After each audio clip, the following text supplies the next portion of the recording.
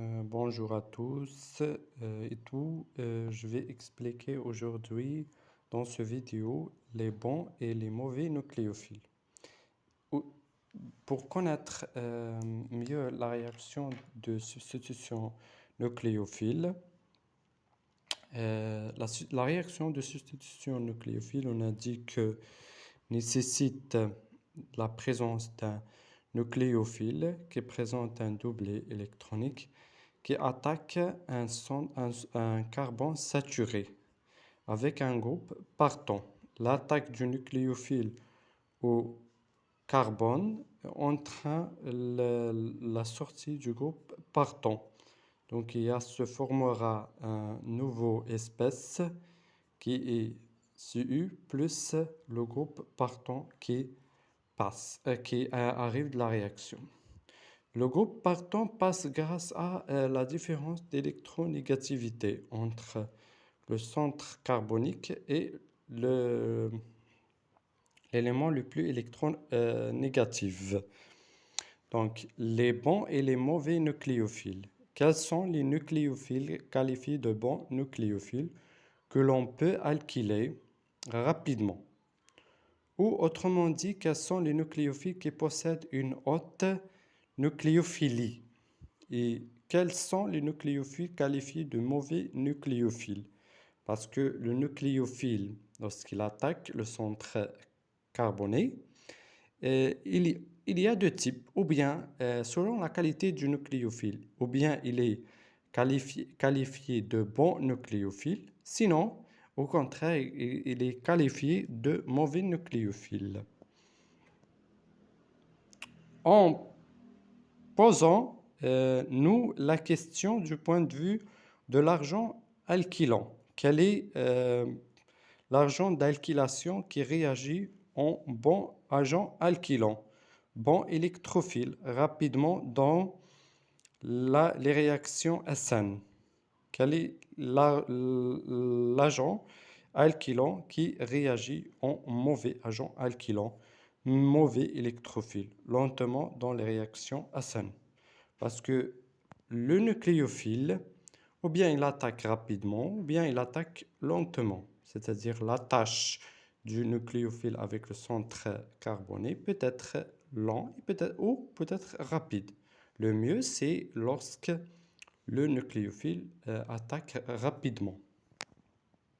Bon, mauvais nucléophile, haute ou basse nucléophilie, bon ou mauvais électrophile, ainsi que haute ou basse électrophilie, sont donc des notions déterminées par la cinétique de réaction. Donc, répond ou bien du nucléophile elle-même, ou bien du centre carboné. Le centre carboné, on a dit qu'il est électrophile. Ça dépend le groupe partant attaché au carbone. Il y a donc des centres carbonés qui sont qualifiés de bons électrophiles. Il y a des centres carbonés qualifiés de mauvais électrophiles. Okay. On obtient la réponse à toutes ces questions en procédant plutôt à des paires de réactions SN effectuées comme réaction concurrente.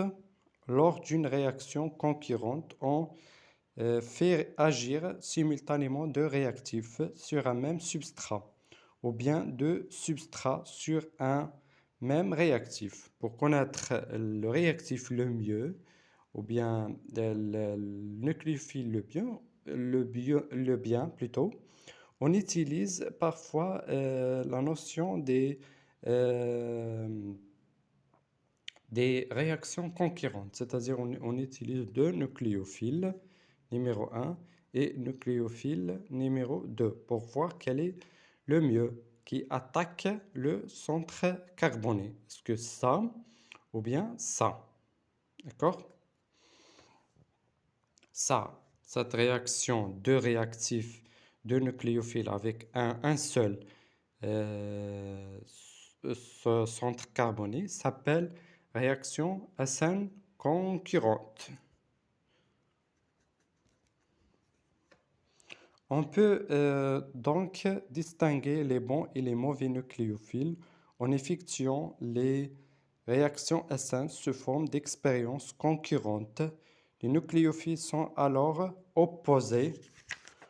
On mélange à un agent alkylant standard.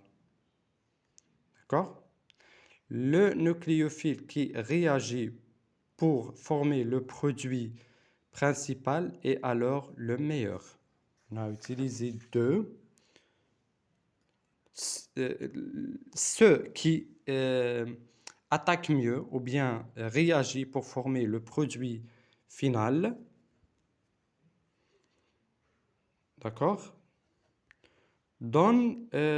c'est celui qui est bon nucléophile.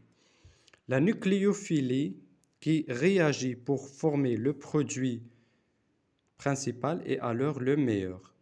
Comme on l'a établi par l'examen d'un grand nombre de réactions concurrentes de ce type, il existe des degrés de nucléophilie indépendants du substrat. C'est-à-dire que ces nucléophiles sont classés de bons nucléophiles aux mauvais nucléophiles. Grâce à quoi? Grâce à ces réactions concurrentes. C'est-à-dire on se base plutôt à ces réactions concurrentes pour connaître les bons nucléophiles et les mauvais nucléophiles en rapport bien sûr à un centre carboné donné. Quelle est la cause de ces séries répétitives de nucléophiles? La nucléophilie mesure manifestement le pouvoir qu'a le nucléophile de mettre rapidement une paire d'électrons à la disposition de l'électrophile. Pour expliquer mieux, ces nucléophiles sont tous, ils ont des paires d'électrons, mais le bon nucléophile, c'est celui qui donne facilement leur doublet électronique au centre carboné.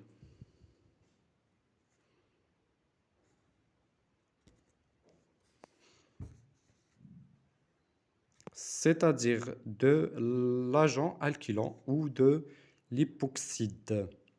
En prenant cette formulation comme fil conducteur, il est possible d'interpréter l'échelle de nucléophilie déterminée expérimentalement comme suite.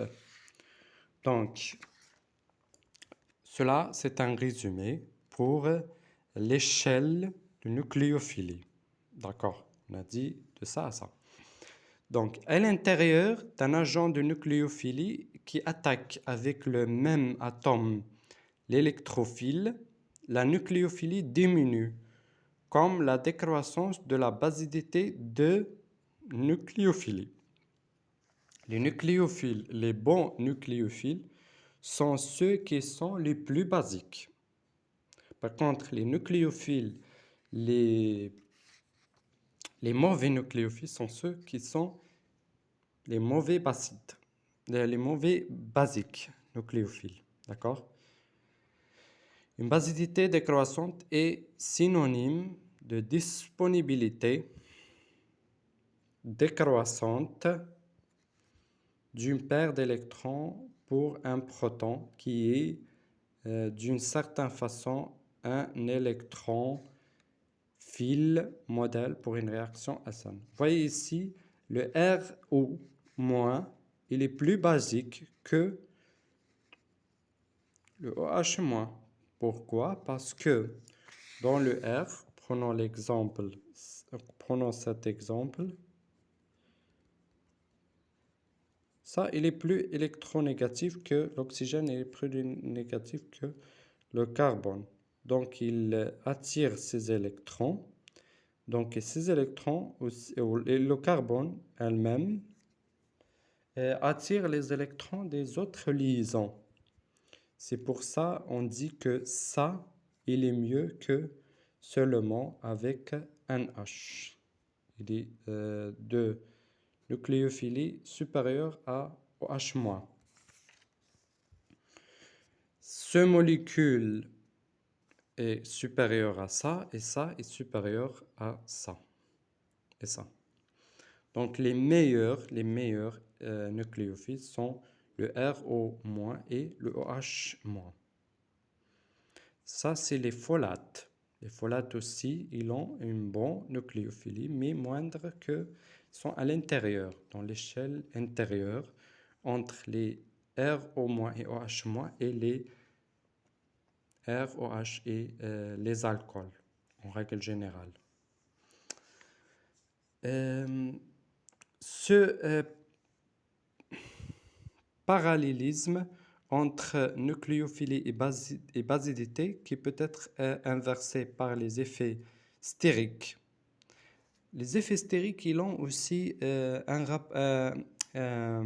effet important sur la nucléophilie parce que ce OH peuvent être encombrés avec d'autres chaînes. C'est-à-dire que leur attaque, lorsqu'il est encombré, le OH-, ou bien même le centre électrophile, lorsqu'il est très encombré, l'attaque du OH- au centre électrophile sera difficile. Ça s'appelle lorsque les liaisons, ou lorsqu'il y a des chaînes qui s'attachent au centre électrophile. Ce phénomène s'appelle l'encombrement stérique. L'encombrement stérique, il y a une difficulté malgré que le OH est un bon nucléophile. Ce parallélisme entre nucléophile et basidité peut être inversé par des effets stériques. Les nucléophiles moins basiques, mais en revanche non encombrés, stériquement, possèdent alors une nucléophilie plus élevée que des nucléophiles fortement basiques, mais gênés du point de vue stérique. C'est logique. L'encombrement stérique, lorsqu'on parle de l'encombrement stérique sur les nucléophiles, bien sûr, lorsque le nucléophile présente un encombrement stérique, comme ceci par exemple, avec des chaînes qui sont très longs. Leur attaque, il est difficile. Il attaque difficilement le centre carboné. Parce que d'un point de vue stérique, cela est plus frappant quand il s'agit d'agents alkylants ou d'époxydes, exigeant d'un point de vue stérique.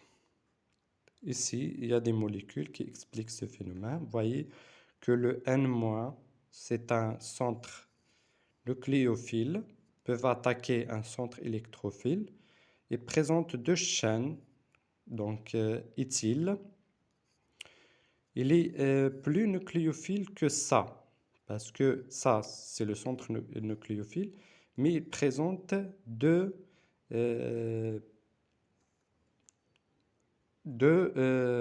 chaînes isométhyles. Donc l'encombrement stérique ici, il est important que ça. Donc ça, c'est un bon nucléophile par rapport à ça. Même chose dans cette molécule. Vous voyez, le centre nucléophile, il est attaché à l'éthyle dans les deux côtés, mais ça, il existe seulement un éthyle. Au contraire, il existe un isométhyle ici qui provoque un encombrement stérique dans l'attaque. Et donc, cette molécule, elle est mieux nucléophile que ça. Lorsqu'on prend l'exemple de cette molécule, c'est la même chose. Ici, le N, ici, il est attaché à H, alors que cette molécule, elle est attachée à ça. L'isobutane, je pense. Et ça sera plus encombré que cette molécule. Donc, cette molécule, elle est plus nucléophile que ça. Vous voyez, en règle générale, R primaire, c'est mieux que R secondaire et R tertiaire. Ça, c'est plus nucléophile que ça, et ça est plus nucléophile que ça. Et c'est la même chose pour les alcools, centres alcoolés. Donc, lorsque la nucléophilie en résumé, dépend premièrement de la basicité du centre nucléophile, mais aussi dépend de l'encombrement stérique tout autour de centre nucléophile. Lorsqu'il est plus encombré, la nucléophilie sera moins. Et même, même si le centre nucléophile ou bien l'atome nucléophile, elle est plus basique.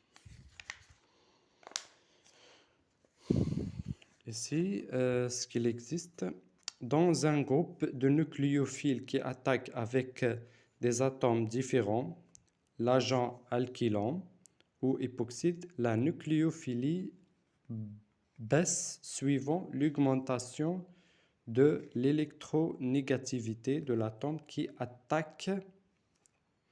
Ceci est vrai pour les éléments appartenant à la même rangée de la table périodique des éléments. Vous voyez que le tableau périodique, dans le tableau périodique, le N,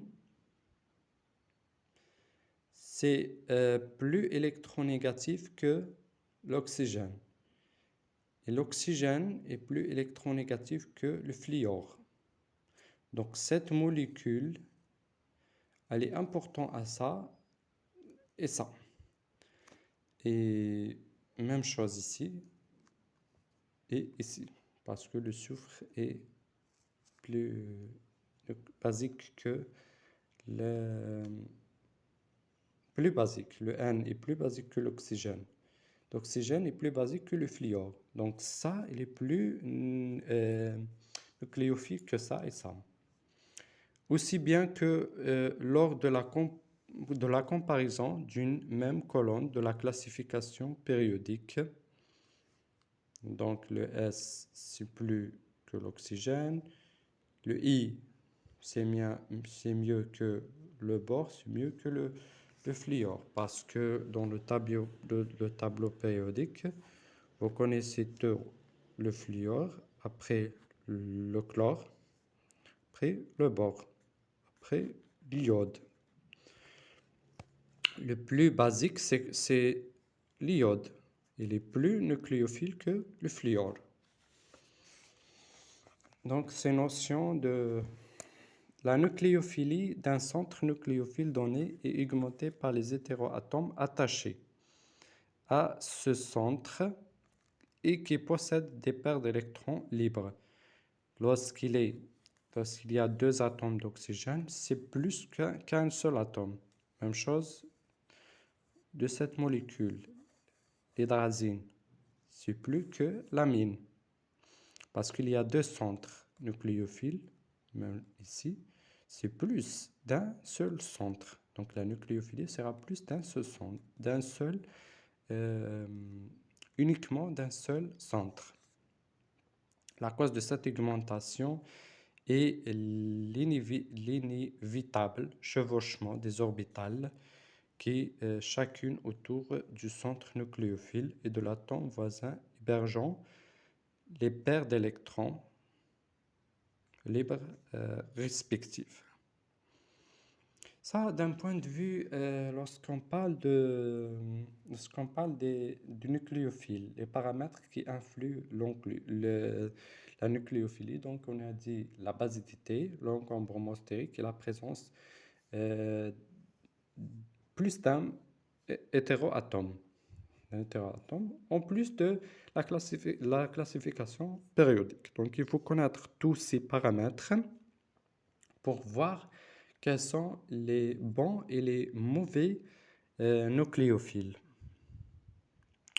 Lorsqu'on parle des groupes partants, quels sont les groupes partants les mieux? Sur la figure 2.3, voyez cette figure, on va expliquer de cette figure la liste des sous-structures ordonnées d'après leur attitude en tant que groupe partant lors des réactions SN. C'est ça, les groupes partants les plus utilisés dans les réactions SN. Au haut du tableau sont portés les substrats rapidement substituables, donc avec des bons groupes partants. Donc, ces molécules sont les substrats les plus rapidement substitués. Toujours groupes partant RH, Al et époxyde sont activables, acide de Lewis. Ces molécules comme RBr, RI, donc l'I, le BR, le Cl sont des meilleurs groupes partants. Même chose ici, sur cette molécule. Ça, c'est un très bon groupe partant. Ça, c'est un aussi très bon groupe partant. Et ça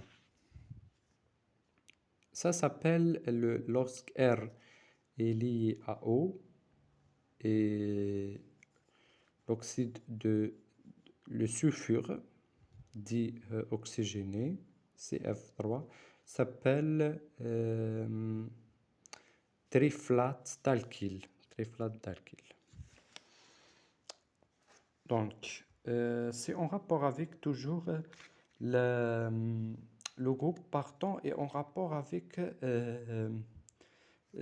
l'électronégativité. L'électronégativité du groupe partant, lorsqu'elle est importante, il arrive facilement. Donc, dans les réactions SN, on joue sur ces deux paramètres, sur la bonne nucléophilie et sur le bon groupe partant. On lit un peu. Vient ensuite des substrats avec des groupes partants de plus en plus mauvais. Par conséquent, ceux qui ne sont pas lentement substituables, au bas de la figure de 3 se trouvent les substrats dont le groupe fonctionnel ne devient jamais groupe partant.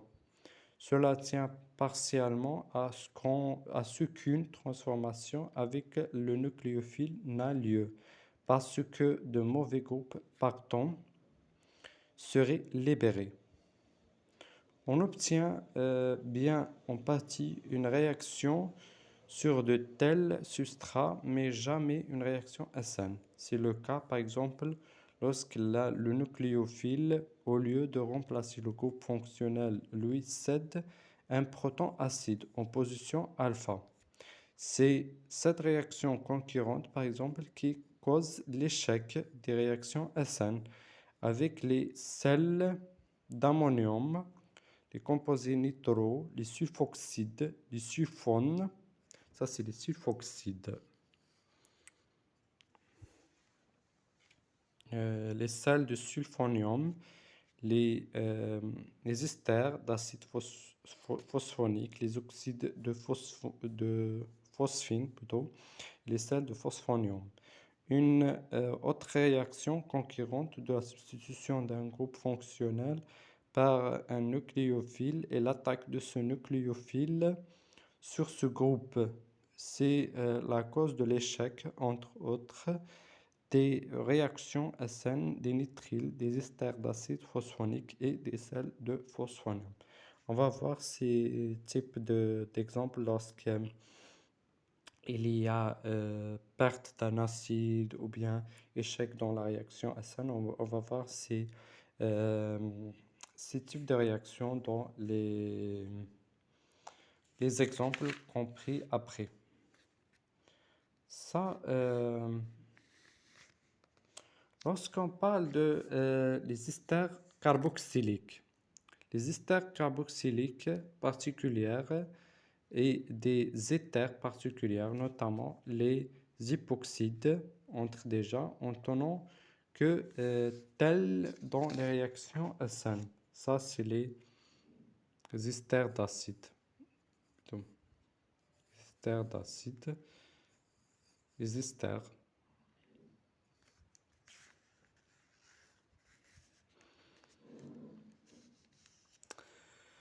Ces groupes partants, ils arrivent facilement, tout ça. lors de l'attaque du nucléophile au centre carboné, le R. Par contre, ici, dans ces types de groupes partants, ces groupes partants nécessitent une activation, premièrement, pour y arriver facilement. C'est-à-dire, lorsqu'on prend ça, cet exemple, ce premier exemple,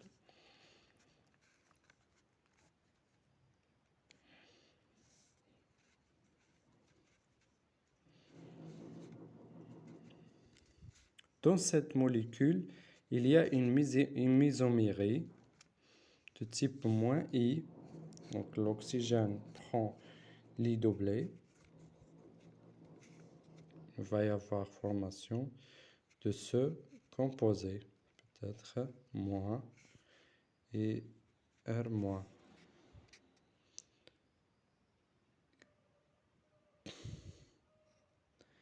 Et cette molécule prend un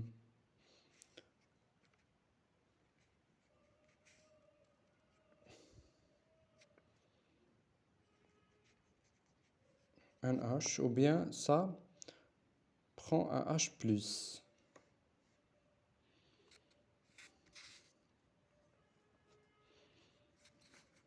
En milieu acide,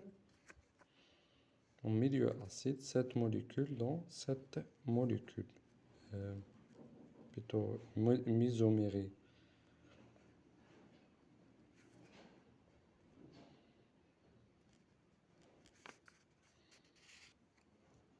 Donc ça, ce centre-là devient électrophile. Même chose pour les alcools. Pour passer pour le groupe partant, pour que le groupe partant se libère facilement, présence d'un H+, donc il va donner ce molécule. Donc l'oxygène, il est plus électronégatif que le carbone. Vu qu'il est encore de charge positive, il prend facilement les doublés de la liaison. OK. Et même chose pour R, O, R-. Lorsqu'il est activé par acide, on peut voir cette molécule, plutôt avec un charge positif. Positive ici, charge positive. Donc, elle prend facilement les doublés de cette liaison. Donc, le groupe partant ici, c'est de l'eau, alors que le groupe partant ici, c'est R'-OH, c'est un alcool. Donc, c'est les molécules qui nécessitent une activation. Ici, c'est les groupes qui sont non groupes partants. Ces groupes ne sont pas des groupes partants. D'accord? Donc, ce n'est pas la peine d'utiliser ces molécules dans la réaction. Donc, ces molécules ne sont pas utilisées dans la réaction SN. Sur les esters carboxyliques particulières et des éthers particulières, notamment les époxydes, entrent déjà en tant que tels dans les réactions SN, c'est-à-dire sans passer par l'intermédiaire d'ions oxonium. Dans les esters carboxyliques d'alcool secondaire et tertiaire, le groupe carboxylate peut notamment par solvolyse,